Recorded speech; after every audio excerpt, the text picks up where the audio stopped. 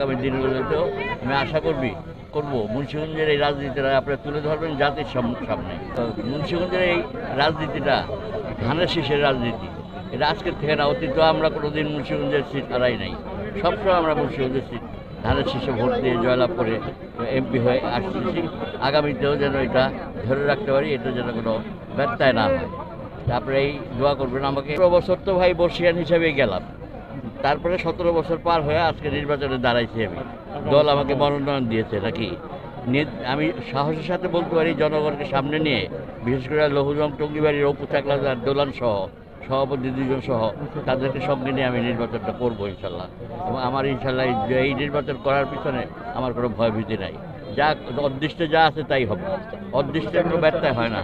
অদৃষ্ট যিনি লেখেন তিনি লেখা রাখছেন এই নির্বাচনে আমার কী হবে, এইটাই বলা, আর কি বলবো বলেন।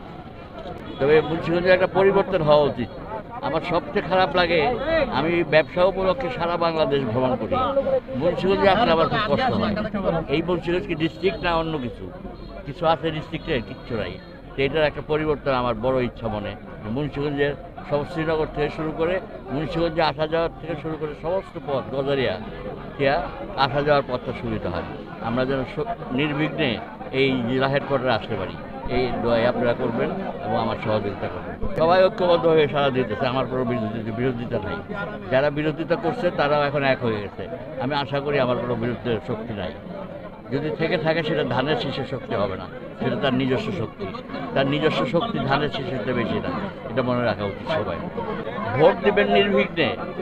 ১৯৫৪ সনের নির্বাচন আমি দেখছি, ৫৪ সনে যে নির্বাচন হয়েছে তার থেকেও ভালো নির্বাচন হবে ইনশাল্লাহ, আমার বিশ্বাস। বাকিটা আমাদের অদৃষ্ট। ভালো থাকে।